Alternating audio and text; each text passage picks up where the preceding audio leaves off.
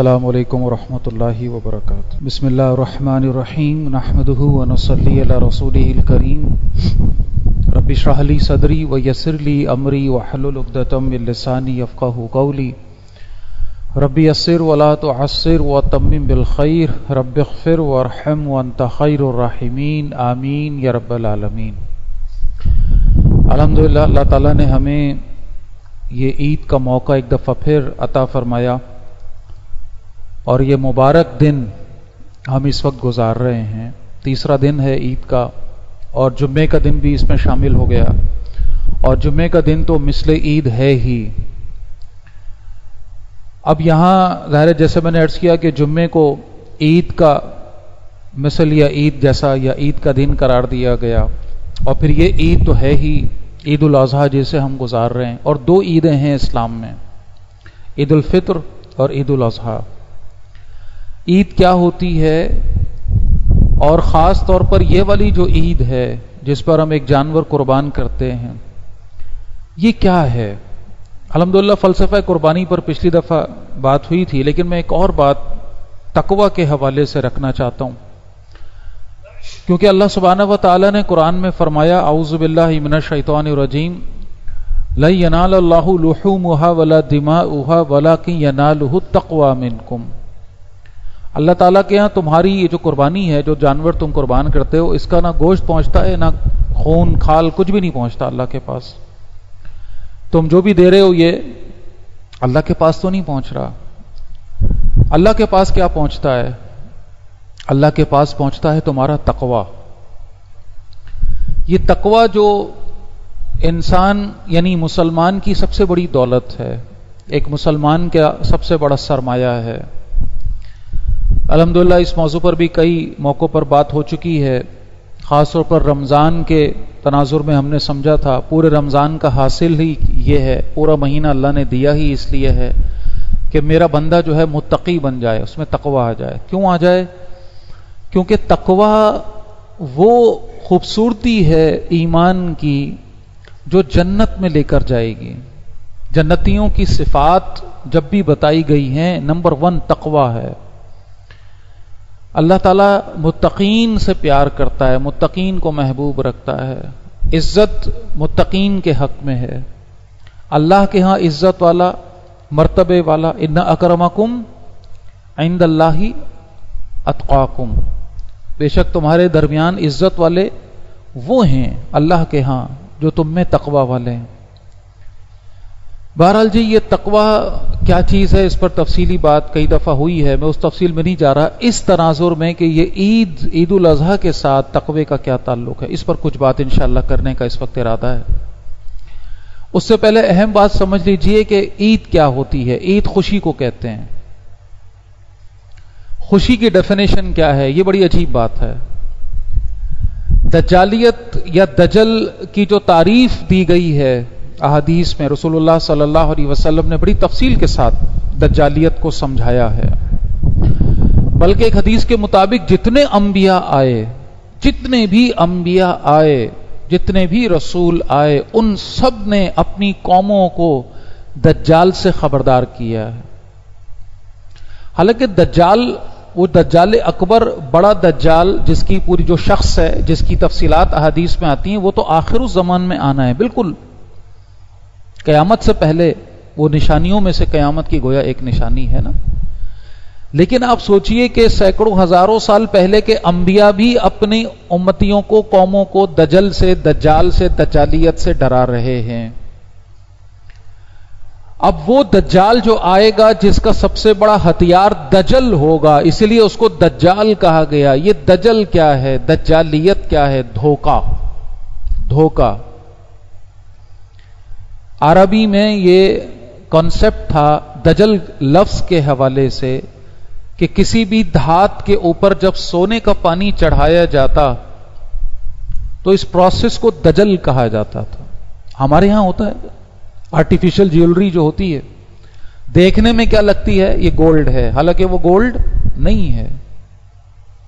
دیکھنے میں لگ رہی ہے کہ یہ سونا ہے، لیکن وہ سونا نہیں ہے، وہ پیتل ہے، تانبا ہے، چاندی ہے، جو بھی ہے۔ تو تو اس کو آفیشلی جو لفظ استعمال ہوتا تھا اس پروسیس کے لیے وہ دجل تھا. اللہ کے نبی نے یہی لفظ وہاں سے لے کر تاکہ لوگوں کو سمجھ آئے بات کیا ہو رہی ہے. جو تمہیں نظر آ رہا ہے وہ صحیح نہیں ہے, تمہیں نظر کچھ آ رہا ہے ہو کچھ رہا ہے, یہ ہے دجل. سادہ انداز میں دھوکہ, نظر کا دھوکہ, خاص طور پر نظر کا دھوکہ. جس چیز کو تم اہمیت دے رہے ہو, جس چیز کے لیے تم جی رہے ہو, اس کی کوئی اہمیت نہیں ہو. جس چیز کی اصل اہمیت ہے اس کو تم نے پس پش ڈالا ہوا ہے. یہ دجل ہے. اور دجال کا سب سے بڑا دھوکہ یہی ہے.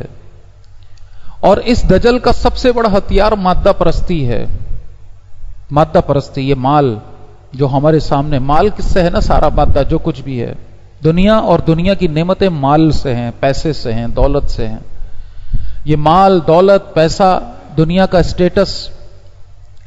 اب یہ جو بات آئی کہ ان اکرمکم عند اللہ اتقاکم, تو اصلاً تو یہ بات ایک بہت بڑا تیشہ ہے جو ماری گئی ہے اس خاص دجل کے اوپر, جو دماغوں کے اندر آج سے نہیں ہے, زمانوں سے, صدیوں سے.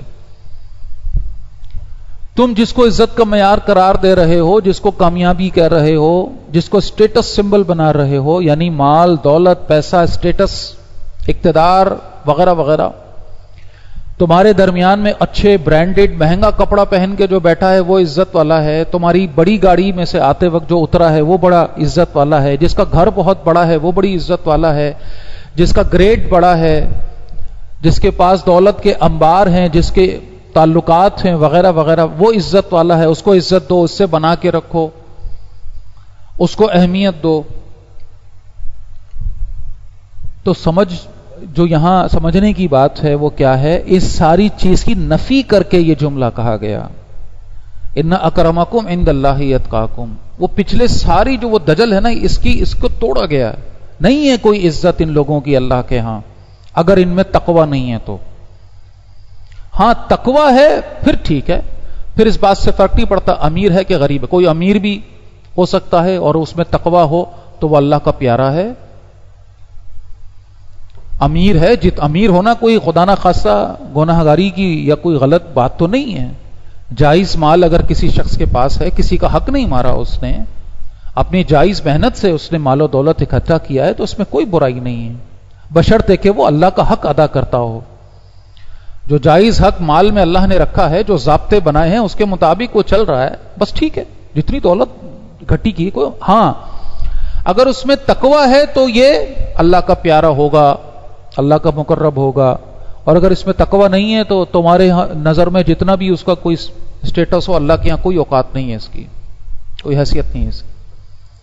اور اسی طرح غریب شخص مفلوق الحال, بڑے پھٹے کپڑے پہنا ہو, غریب سے کسی حال میں ہو, وہ بازار میں جائے تو کوئی اس کو کھڑے ہو کر سلام نہ کرے, کوئی اس کو جو عرف میں کہا جاتا ہے اپنی بیٹی کا رشتہ دینے کو تیار نہ ہو, اس بنیاد پر کہ یہ تو کیا کرے گا,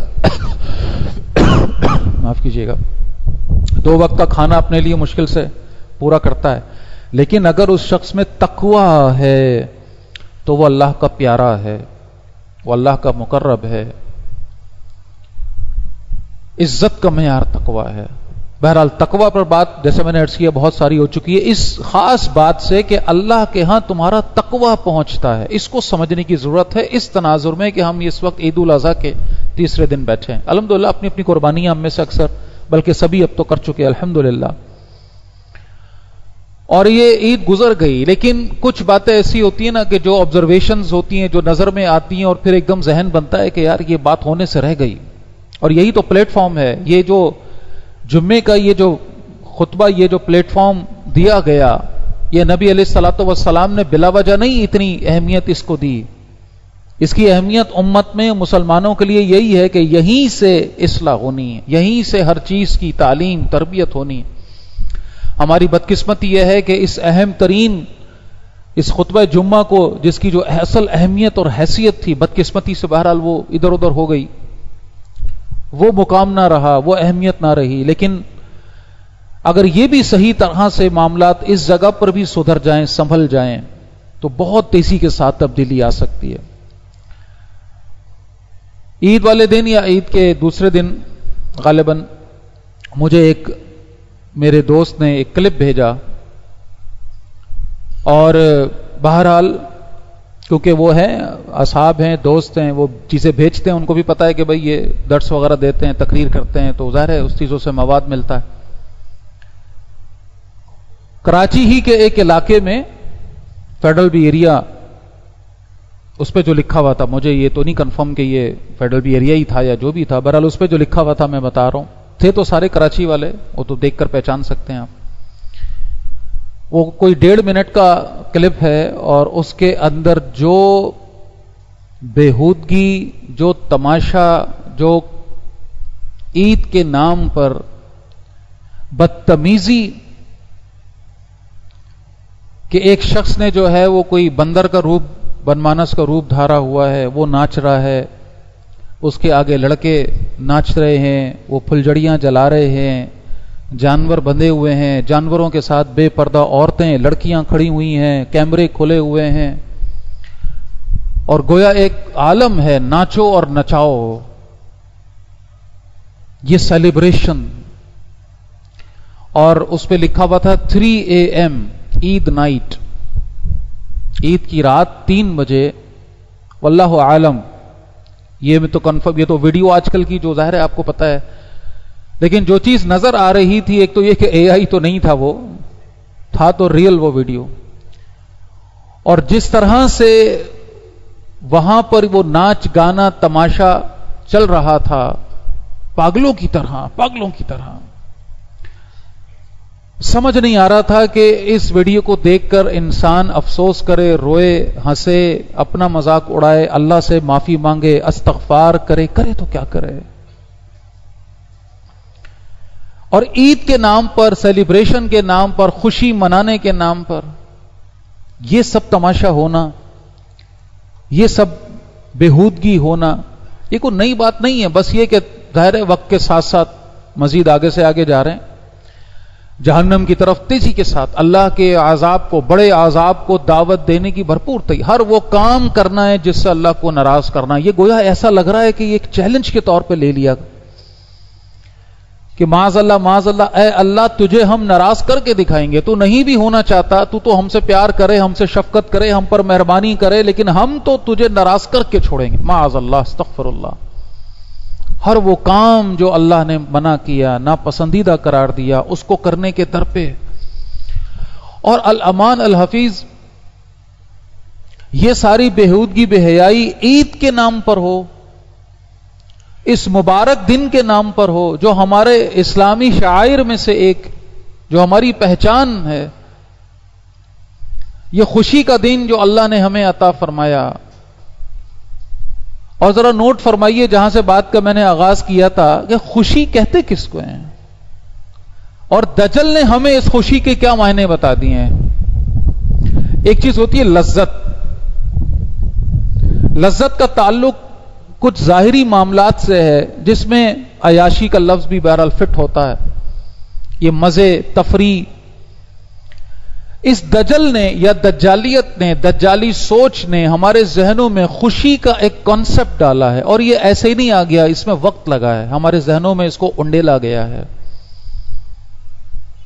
آج اگر میں آپ سے یہ جملہ کہوں کہ ایک مسلمان کی سچی خوشی کا وقت تو وہ ہے کہ جب اللہ کی یاد اس کو اپنے دل میں محسوس ہو اور اس کی آنکھ سے آنسو کا ایک قطرہ نکل جائے۔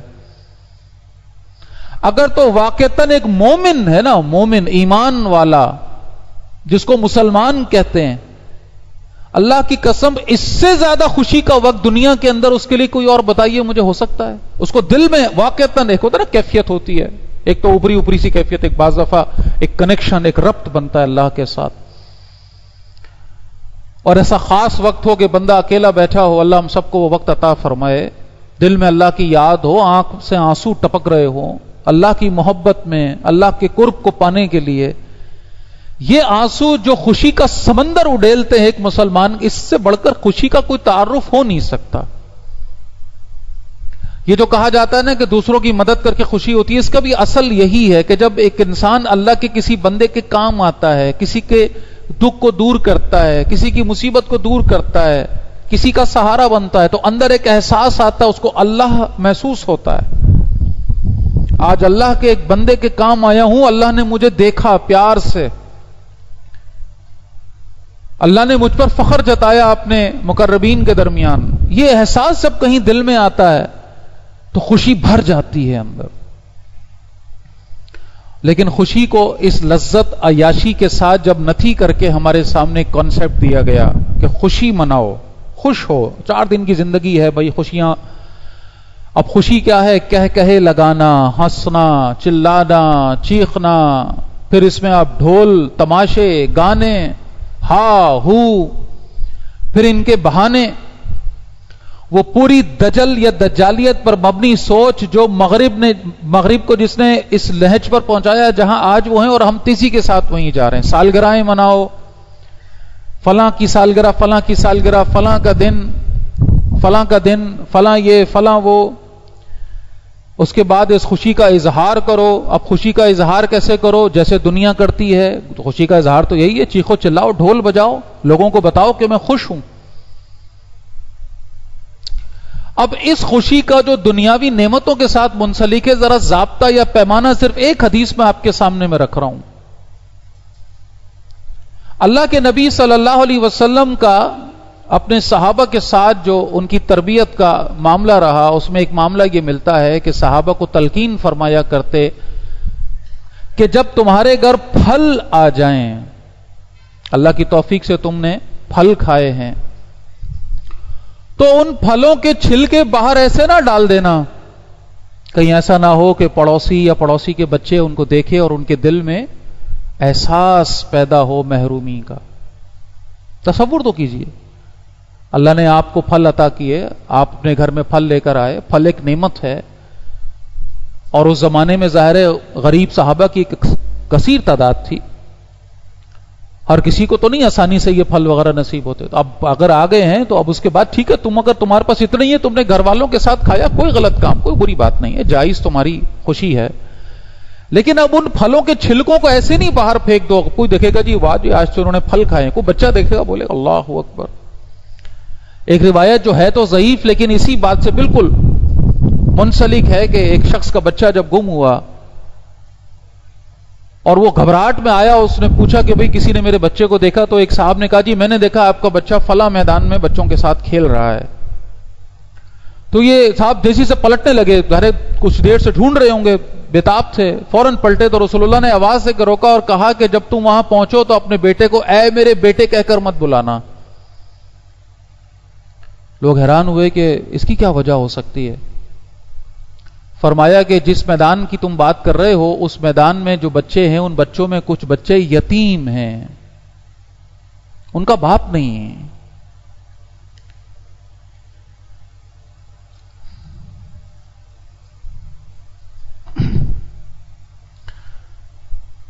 جب تم وہاں جا کر اے میرے بچے, اے میرے بیٹے آواز لگاؤ گے تو وہ یتیم بچے جن کا باپ اس دنیا میں نہیں ہے ان کو اپنے باپ کے نہ ہونے کا احساس ہوگا.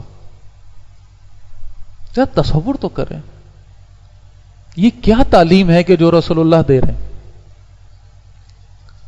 تم نے سالن پکایا ہے, گوشت نعمت, ظاہر ہے اس کی خوشبو باہر آتی ہے, پڑوسیوں تک پہنچتی ہے. تو آپ ایک کام یہ کرو کہ اس میں شوربہ بڑھا دو, مزید پانی ڈال کے شوربہ بڑھا دو, اس کی مقدار بڑھا دو, اور ایک پلیٹ پڑوسی کے گھر بھی بھجوا دو, تاکہ اس کو جب خوشبو گئی ہے اس گوشت کی تو کچھ اس کا حصہ بھی اس کو مل جائے. اب کہاں یہ تعلیمات, کہاں یہ معاشرہ جو رسول اللہ بنا کر ہمیں دے گئے, جو تعلیمات رسول اللہ ہمیں. اب یہ تو ایک پہلو ہو گیا خوشی کے حوالے سے, خوشی منانا, خوشی کسے کہتے ہیں. ایک مسلمان کے لیے خوشی کا وقت, بار بار عرض کر رہا ہوں, وہ ہے جب اس کے واقعتاً اللہ کے ساتھ ایک ربط, ایک کنیکشن کا ایک ضابطہ جو ہے وہ ڈیولپ ہو جائے. آپ دیکھیے عید مناؤ, اب یہ منانے کا لفظ بھی بڑا بے تکا ہے. یہ ہمارے دین میں منانا کچھ, یہ سیلیبریٹ منانا, یہ سب مغربی سوچ. یہ ہندوانہ رسموں سے ہم نے پتہ نہیں بہت کچھ لیا ہے, کچھ ہندوانہ کچھ مغرب مل کے عجیب سے ہو گئے. منانا کیا چیز ہوتی ہے؟ مناؤ. ایک مسلمان تو قید میں ہے, اللہ کے نبی کہہ رہے ہیں یہ دنیا مومن کے لیے قید خانہ ہے, کافر کی جنت.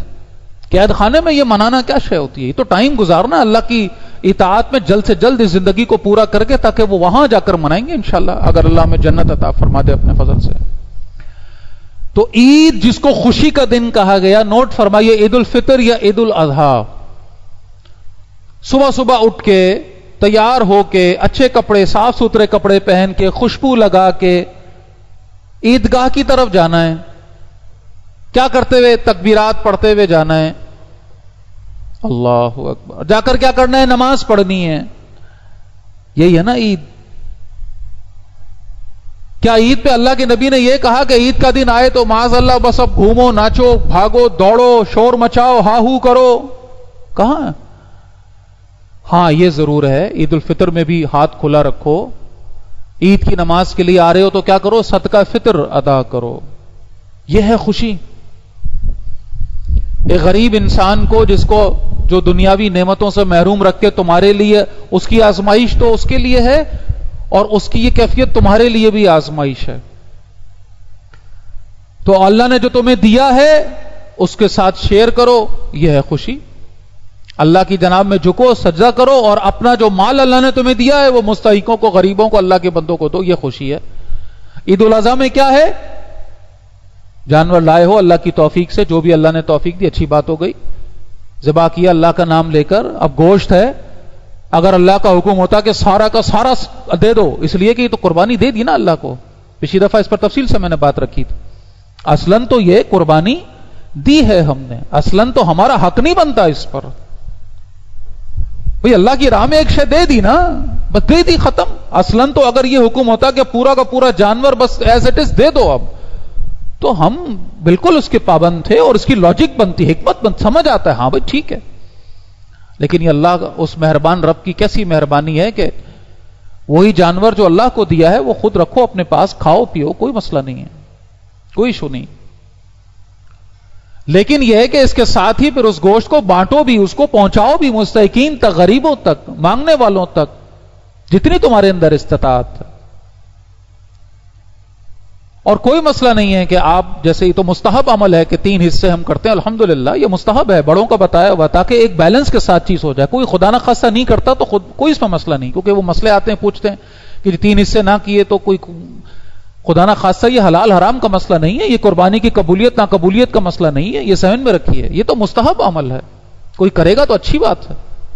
ایک بیلنس ہو جائے گا کہ ایک حصہ غریب مستحقین کو دے دیا، ایک رشتہ داروں کو دے دیا، ایک اپنے پاس رکھ لیا۔ کوئی اگر اس میں رد و بدل کرتا ہے کوئی مسئلہ نہیں، یہاں تک کہ اگر کوئی ایسا غریب شخص ہے جس کو یہ اندازہ ہے کہ بھئی میرے سال میں یہی ایک موقع تھا، میرے پاس تو اتنی وسعت نہیں ہے کہ میں اپنے بچوں کو گوشت کھلا سکوں زیادہ، اللہ نے توفیق دے دی، قربانی کر لی، الحمدللہ، اگر وہ چاہے تو سارا گوشت اپنے پاس رکھ لے، خدا نہ خاصہ قربانی کے اندر کوئی مذائقہ، کوئی اس میں وہ مسئلہ نہیں ہوگا۔ لیکن ظاہر اجر سے محروم رہے گا، اصل بات یہ ہے، اس فضیلت سے محروم رہے گا، غریبوں تک، دوسروں تک پہنچانے کی جو فضیلت ہے وہ اجر، ظاہر سی بات، باقی تو نیتوں کا حل اللہ جانتا ہے۔ میں جو عرض کر رہا ہوں وہ یہ کہنا چاہ رہا ہوں کہ عمل کیا ہے؟ دوسروں کو دو، دوسروں کو بانٹو، خوشیاں دو، دوسروں کا خیال کرو، یہ ہے خوشی، یہ ہے عید۔ عید کا کنسپٹ یہ ہے خوشحالی آئے، لوگوں میں سکون آئے، لوگوں کے اندر یعنی ایک کنیکشن ہو، بھائی چارہ ہو، امن ہو۔ وہ محرومین جو دنیا میں عموماً رہ جاتے ہیں پیچھے اپنی کسی بھی وجہ سے، ظاہر اللہ نے انسانوں کو برابر نہیں بنایا نا، فرق رکھا ہے، کوئی زیادہ ذہین ہے، کوئی کم ذہین ہے، کوئی زیادہ صحت مند ہے، کوئی کم صحت مند ہے، کوئی کیپیبل ہے، کوئی انکیپیبل ہے، کوئی آگے بڑھ جاتا ہے پیسے کمانے میں، کوئی پیچھے رہ جاتا ہے، اپنی اپنی صلاحیت، اپنے اپنے مسائل، اپنے اپنے سب کے ساتھ۔ تو یہ موقع اللہ نے بالخصوص یہ سارے احکامات جس میں ہم دیکھتے ہیں زکوٰۃ سے لے کر صدقہ خیرات تک، جو کچھ بھی ہم دیکھتے ہیں وہ اسی بنیادوں پر ہیں کہ اس دنیا کی ترتیب کو اللہ نے تمہارے لیے بنایا ہے، تمہیں زیادہ مال عطا کیا ہے، اللہ نے اپنا فضل کیا، تمہیں ذہین بنا دیا، صلاحیت تمہیں دے دی، تمہیں ایسی اپرچونٹی دے دی، تمہیں ایسے مواقع دے دیے کہ تم اللہ کے فضل سے آگے بڑھ کر امیر ہو گئے۔ تو اب ان غریبوں کا خیال کرو جو تمہاری آزمائش کے لیے دنیا میں چھوڑے اللہ نے، ان کو اپنے ساتھ شامل کرو بقدر استطاعت، جو تمہاری اللہ نے تمہیں استطاعت دی ہے۔ یہ ہے اصل خوشی کا موقع، یہ ہے اصل خوشی کا مطلب۔ اللہ کی جانب جھک جاؤ، اللہ کی طرف اپنا سر جھکاؤ، سجدہ کرو، رکوع کرو، نماز پڑھو اور اللہ کے بندوں کو دو۔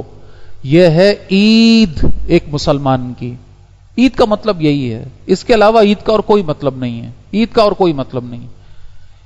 باقی اس میں آپس میں ملنا جلنا، ایک دوسرے کے ساتھ کھانا پینا، اپنے دسترخوان کو وسیع کرنا، بھائی بہن آپس میں بیٹھے، یہ موقع ہوتے ہیں تاکہ اگر کوئی رنجش ہے، کوئی خدا نہ خواستہ کمی بیشی رہ گئی ہے پورے سال تعلقات میں، اس موقع پہ دور کرو، آپس میں بیٹھو، ایک دوسرے کو کھلاؤ۔ یہ سارے مواقع، یہ برکتیں اس موقع کی ہیں۔ اب آ جائیے وہ جو عرف ہمارے یہاں دجالیت، وہ خوشی کا جو ایک خاص کانسیپٹ دیا کہ جس میں ہو ہا ہائے، ناچو گاؤ، تفریح کرو، ڈھول مچاؤ، شور مچاؤ، یہ سب شیطنیت ہے، یہ دجالیت کی تعریف ہے، خوشی کے نام پر دھوکہ ہے، بیوقوف بنایا جا رہا ہے۔ اللہ کے نبی نے تو زیادہ ہنسنے سے منع فرمایا ہے۔ اگر ہنسی کا نام خوشی ہوتا، سمجھیے گا بات کو، اگر ہنسنے کا نام، دیکھیے ہنسی خدا نہ خواستہ کوئی غلط شے نہیں ہے، ہنسنا کوئی خدا نہ خواستہ غلط عمل نہیں ہے۔ انسان جب اپنے اندر ایک اچھی بات محسوس کرتا ہے وہ ہنستا ہے، ٹھیک ہے، لیکن اس کے کچھ ضابطے ہیں، کچھ توازن ہے جو ہمیں دیا گیا ہے۔ اللہ کے نبی نے کبھی کہا نہیں لگایا، کم از کم صحابہ نے نہیں دیکھا ان کو، کوئی ایک رپورٹڈ عمل ایسا کوئی واقع نہیں کہ نبی اکرم صلی اللہ علیہ وسلم نے کہا مارا ہو، کوئی ایک بھی سنگل ایونٹ رپورٹڈ نہیں۔ ایک موقع پہ کہیں یہ بات لکھی ہے کسی صحابی نے کہ رسول اللہ ایسا مسکرائے کہ ہم نے آپ کے یہ جو یہ کیل جسم کی تھا نا، یہ والے دانت، یہ دیکھ لیے۔ تو یہ بھی مسکرانا کوئی ایسی بات تھی کہ صحابی نے نوٹ کیا کہ آج تو اتنا رسول اللہ مسکرائے کہ آپ کے یہاں تک دانت مبارک آیا ہوگا، یہ بھی حیرت کی بات۔ اور ذہن میں رکھیے کہ رسول اللہ سے زیادہ مسکراتا ہوا چہرہ کبھی کسی نے نہ دیکھا کسی کا، یہ صحابی کا قول ہے۔ آپ سے زیادہ مسکراتا ہوا، ایسا نہیں اس کا مطلب ہے کہ رسول اللہ جو ہے تنہائی میں غم میں رہتے، آنسوؤں میں رہتے، امت کے غم میں اور رنج میں مبتلا رہتے، آنسوؤں سے چہرہ انور، داڑھی مبارک، یہاں تک کہ زمین جہاں سجدہ کرتے وہ تر ہو جاتی۔ لیکن جب صحابہ میں ہوتے، اپنے ساتھیوں میں ہوتے، تو خوشی، مسرت، آسودگی کا ایک احساس چہرے پر، جس میں کوئی غم، النج، کوئی پریشانی، کوئی شکوہ، کچھ نہیں، اور مسکراتے رہتے، ہر کسی سے مسکرا کر ملتے۔ مسکرانا صدقہ ہے رسول اللہ فرما رہے ہیں۔ لیکن یہ ہنسنا کہے مار کر، آوازیں نکال کر، ہا ہا ہا ہا کر کے، یہ کیا ہے؟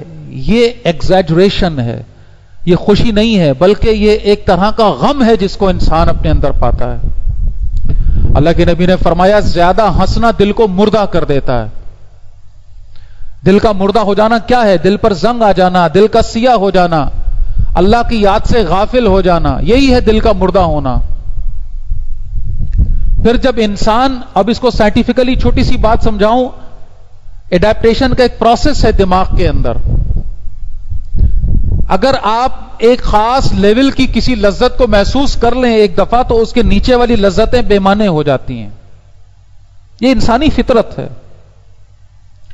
آپ جس سہولت، جس آسانی کا عادی ہو جائیں، اس سے نیچے والی زندگی گزارنا پھر آسان نہیں ہوتا ہے۔ اس کے مقابلے میں آپ دیکھیے ایک شخص سخت زندگی گزارتے بڑے مزے سے، کوئی مسئلہ نہیں ہے۔ ہم میں سے جو لوگ ایئر کنڈیشن میں رہنے کے عادی ہیں، ان کے لیے قیامت ہے کہ آپ کہیں کہ باہر دھوپ میں ذرا 1 گھنٹے کے لیے کھڑے ہو جاؤ، لیکن ہم دیکھتے ہیں کتنے لوگ کھڑے ہوئے نہیں کھڑے ہوئے، اپنے کام کر رہے ہیں کہ نہیں کر رہے، وہ بھی تو انسان ہے۔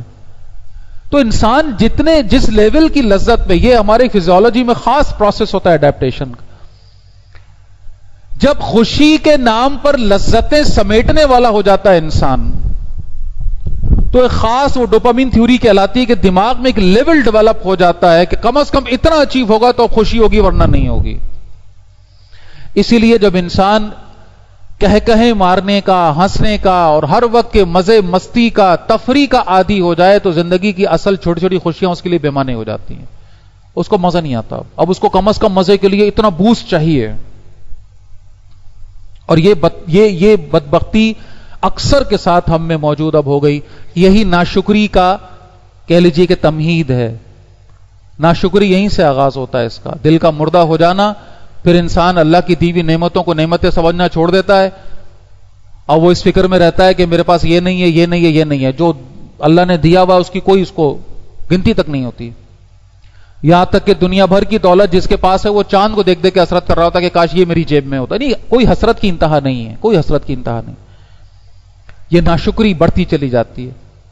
لہذا ہمارا دین تو ہمیں اس طرح کی خوشیاں جسے لوگ اب کہتے ہیں ان سے منع کرتا ہے. یہ چیخنا چلانا، خامخواہ کی بےہودگی، بے حیائی، شور شرابہ، کہہ کے لگانا، ہنسنا، نہ ہمارے دین کا مزاج ہے، نہ رسول اللہ کی سنت ہے، نہ صحابہ کرام کا اس میں کوئی تعامل ہے، کچھ نہیں ہے ایسا. خوشی کا مطلب بدل دیا گیا. لذت خوشی کے نام پر اب لوگوں میں بانٹی جا رہی ہے، عیاشی، تفریح، مزے، مستی. لہذا ایک تو پہلو جو آپ کے سامنے میں نے رکھنا چاہا وہ یہ، اور دوسرا جو پہلو رکھنا ہے وہ یہ ہے، جب ہم کہہ رہے ہیں کہ اللہ کے ہاں ہمارا تقوی پہنچتا ہے تو تقوی کی جو مختلف سیڑھیاں، منازل، ستون ہیں، ان کا ایک اہم ترین ستون یہ ہے کہ ایک ایسا شخص جو لوگوں کو ایذا پہنچانے والا نہ ہو. آپ دیکھیے اللہ کے نبی کہہ رہے نیکی کے 70 درجے ہیں، اس کا ایک درجہ یہ ہے کہ کسی راہ کی مشکل کو تم دور کرو. ایک راہ ہے، ایک راستہ ہے، اس پہ کوئی مشکل ہے، کوئی پریشانی، کوئی پتھر ہے، کوئی کانٹا ہے. ایک حدیث میں باقاعدہ الفاظ ہیں کہ راہ میں سے کوئی کانٹا یا پتھر ہٹا دینا، یہ کیا ہے؟ نیکی ہے. وہ شخص اللہ کے یہاں پسندیدہ ہے جو لوگوں میں آسانیاں بانٹنے والا ہے، لوگوں کے کام آنے. سب سے پسندیدہ، سب سے اعلیٰ شخص وہ ہے اللہ کے ہاں جو لوگوں کے مسئلے حل کرنے والا ہو. اور ذرا اندازہ تو لگائیے کہ ہمارا تو کانسیپٹ بنا ہوا ہے، اس کو اگر میں اس حدیث سے آپ کے سامنے رکھوں، وہ پورا واقعہ ہے حضرت ابو ہریرہ کا رضی اللہ تعالیٰ عنہ کہ مسجد نبوی میں اعتکاف میں بیٹھے ہوئے ہیں. ایک صاحب آ کر کہتے ہیں کہ حضرت میرے ساتھ فلاں مسئلہ ہو گیا ہے، میں پریشان ہوں، کیا کروں؟ اور یہ ایک دم اٹھتے ہیں، اپنی جوتیاں بغل میں دابتے ہیں اور چل پڑتے ہیں. اور یہ جو بلانے آئے تھے حیران ہو کر کہتے ہیں کہ ارے آپ تو اعتکاف میں ہیں، کہاں چلے؟ وہ تو یہ ایکسپیکٹ کر رہا تھا کہ وہیں بیٹھ کر کوئی نصیحت کریں گے، کچھ بات بتائیں گے، حدیث کی روشنی میں کوئی رہنمائی کریں گے، اور یہ اٹھ کر چل پڑے. تو کہتے ہیں حضرت ابو ہریرہ رضی اللہ تعالیٰ عنہ کہ میں نے صاحب مسجد سے یہ بات سنی، مسجد نبوی کا اعتکاف توڑ کر جا رہے ہیں ایک شخص کی مدد کے لیے. اور جب وضاحت پوچھی گئی تو کہہ رہے ہیں کہ میں نے صاحب مسجد سے یہ سنا ہے کہ میرا ایک امتی اپنے بھائی کی مدد کے لیے چند قدم چلے مجھے زیادہ محبوب ہے اس سے جو میری اس مسجد میں 1 مہینے کا اعتکاف کرے. دیکھیے اس سے اب غلط، اب ہمارے یہاں یہ دجل کی ایک اور بھی لیول ہے کہ اب ہم ترازوؤں میں رکھ کے نا، اچھا جی نماز زیادہ افضل ہے کہ کسی کے کام آنا زیادہ افضل ہے، اچھا جی اعتکاف زیادہ افضل ہے. ارے بھائی یہ پاگل پن میں نہ پڑیں، بات کو سمجھنے کی ضرورت ہے. مسجد نبوی کا اعتکاف مطلب ہم میں سے جس کو مل جائے اور پورا رمضان مل جائے تو کیا ہی بات ہے. کوئی اس کی خوشی اور اس کی کوئی کیفیت بتا سکتا ہے؟ کوئی مسلمان ہے بھائی پورا مہینہ مسجد نبوی کا اعتکاف؟ اللہ ہم سب کو عطا فرما دے. لیکن اس اتنی بڑی سعادت کو ہم روزانہ حاصل کر سکتے ہیں، یہ ہے اصل سمجھنے کی بات. جب وہ نصیب ہوگی تب ہوگی. یہ تو لائف ٹائم اچیومنٹ ہے. جس کو پوری مہینے رمضان مسجد نبوی میں مل گیا، کیا ہی اس کے نصیب ہو، کیا ہی اس کے کہنے، کیا اس کی خوش نصیبی. مرنے سے پہلے اللہ یہ ہمیں سب کو یہ وقت دکھا دے. لیکن جو بات سمجھائی جا رہی ہے کہ یہ چلتے پھرتے تمہارے سامنے یہ اجر، یہ سعادت، یہ مواقع، اللہ کے نبی کو تم زیادہ محبوب ہو جاؤ گے. کیا کرنا ہے؟ اللہ کے بندوں کے کام آنا ہے، ان کی کسی تکلیف کو دور کرنا ہے، ان کی مدد کے لیے چند قدم چلو گے، اللہ کے ہاں تمہارا معیار، مرتبہ، مقام اس شخص سے زیادہ ہو جائے گا. یہ ہے اللہ کے نبی جو کہہ رہے ہیں. تو یہ مواقع کیوں چھوڑ رہے ہو؟ جب وہ سعادت ملے گی تب ملے گی. یہ روزانہ تمہارے لیے سعادتیں بکھری پڑی ہیں چاروں طرف. کیوں نہیں آگے بڑھتے؟ کیوں نہیں لوگوں کے کام آتے؟ ایک کسی کی تکلیف دور کر دینا کسی کے لیے. اور ایذائے مسلم جو ایک پورا چیپٹر بنتا ہے، ایک بدترین شخص ہے جو لوگوں کو اذیت دیتا ہے. اس کا کلائمیکس وہ حدیث ہے جو اللہ کے نبی نے 3 دفعہ قسم کھا کر فرمایا کہ وہ شخص مومن نہیں ہے. قسم کھا رہے ہیں اللہ کے نبی، 3 دفعہ کہہ رہے ہیں وہ شخص مومن نہیں ہے. کون؟ جس کی ایذا سے، جس کی تکلیف سے اس کا پڑوسی محفوظ نہیں ہے. پڑوسی کو ستانے والا، ایذا دینے والا، تنگ کرنے والا. اب ذرا یہ حدیثیں، اب پھر آ جائیے ایک اور، یہاں پہ ذرا روکی، ایک اور پہلو سے آ جائیے. یہ ہمارا دین، کہیں ہم اس کو سمجھیں بیٹھ کے. اللہ اکبر. بچپن سے سنتے آ رہے ہیں طہارت نصف ایمان ہے. پوری دنیا کے جتنے مذاہب ہیں، قومیں ہیں، سوچیں ہیں، تہذیبیں ہیں، ان سب کو ایک ساتھ رکھیے، ایک ایسے کمپیریزن کیجئے. سب سے بڑا فرق جو نظر آئے گا اس امت کا باقی تمام دوسری قوموں سے، وہ ایک لفظ میں، وہ طہارت ہے. یہ طہارت کا کانسیپٹ، پاکیزگی، صفائی. اللہ کے نبی صلی اللہ علیہ وسلم اپنے صحابہ کے کپڑوں پر بھی میل دیکھ کر ناراض ہو جایا کرتے تھے. یہ میلے کپڑے کوئی پہن کے آ جا آپ ناراض ہو جایا کرتے تھے. آپ نے جس طرح صفائی کی، ستھرائی کی، پاکیزگی کی، طہارت کی تلقین فرمائی ہے. دور نبوی میں جب قربانی اصل جب ہم دیکھتے ہیں جب وہاں ہوا کرتی تو باقاعدہ گڑھے کھودے جاتے تھے. اچھا یہ بھی ایک بات ہے، بہرحال ہمارے یہاں تو اب ذرا یہ عجیب سی بات لگتی ہے، لیکن مذبح خانے ہوا کرتے تھے عیدگاہ کے قریب، وہاں پر جانوروں کو رکھا جاتا تھا، گلیوں میں نہیں رکھا جاتا تھا. اب یہ ایک اور بات ہے کہ ہمارے یہاں ممکن نہیں ہے، اب آج کل کے حالات ایسے نہیں، ہماری مجبوری ہے کہ ہمیں اپنے گھر کے سامنے، تو گھر کے سامنے بھی باندھنے کے بعد سونا پڑتا ہے کہ کوئی کھول کے نہ لے جائے. یہ حالات واقعات اپنی جگہ، مجبوریاں ہیں. اگر کہیں اویلیبل ہو ایسی کوئی جگہ کہ سب کے جانور حفاظت کے ساتھ، تمیز کے ساتھ وہاں بندے ہوں تو زیادہ اچھا ہے، یہ زیادہ پسندیدہ عمل ہے، اس میں کوئی مسئلہ نہیں ہے. لہذا جو میں عرض کرنے کی کوشش کر رہا ہوں کہ اب ٹھیک ہے گلیوں میں ہیں، گھروں کے باہر ہیں، باندھا ہے، ٹھیک ہے، بالکل ٹھیک ہے، بہت بڑا یہ عمل ہے. اب اس کا تقوی جو ہے وہ کیا ہے کہ آپ نے تو لا کے چارہ اس کو کھلا دیا اور اس کی ساری گندگی جو ہے وہ ایسے کر کے ایک طرف کر دی. پڑوسی مرے کے جیے، محلے والے مرے کے جیے، راستہ بند ہوتا ہے تو ہوتا رہے، میرا جانور تو بندھا ہوا ہے، میری تو عبادت ہو رہی ہے. اور وہ پورا 8-10 دن 15 دن جو جانور باندھنے کے بعد جو کچھ معاملہ ہوتا ہے چلیں وہ تو اپنی جگہ، اور جو عید والے دن ہوتا ہے، عید کے تینوں دن ابھی بھی میں آ رہا ہوں اور دیکھتا ہوا آ رہا ہوں راستے میں، آپ لوگوں نے بھی دیکھا ہو. صرف یہ کہنا کہ یہ ساری ذمہ داری بھائی اداروں کی ہے اور وہ جانے اور ان کا کام جانے اور اٹھا کر ساری آلائش کو اٹھا کر بس رکھ دینا کہیں بھی، اپنی جان چھڑا لینا، ایسے بات نہیں بنے گی، ایسے بات نہیں بنے. اپنی اپنی ذمہ داریاں سب کو ادا کرنی ہوں. کیوں نہیں ہمارے محلوں میں ایسی کمیٹیاں بنتی کہ ایک جگہ مخصوص کی جائے؟ پھر خاص طور پر عید کے دن ٹھیک ہے کہ KMC والے جب آئیں گے، سوسائٹی والے جب آئیں گے، ادارے والے جب آئیں گے، ٹھیک ہے کام ان کا ہے، ان کے ساتھ بھی ربط رکھنا ہے، ان کو بھی احساس دلانا ہے. لیکن جو ہمارا کردار ہے وہ جو بھی کچرا ہے جانور سے متعلق، چاہے وہ اس کی علائش ہے، چاہے وہ اس سے پیچھے اس کا جو بھی گوبر ہے، چارے کی باقیات ہیں، جو کچھ بھی ہے، اس کو جمع کر کے ایک جگہ پہنچایا. یہ بھی عبادت کا حصہ ہے بھائی. یہ صفائی ستھرائی کو میک شور کرنا، اس پر پوری طرح سے پلاننگ کرنا، یہ ہمارے اس تقوی کے عمل کا حصہ ہے.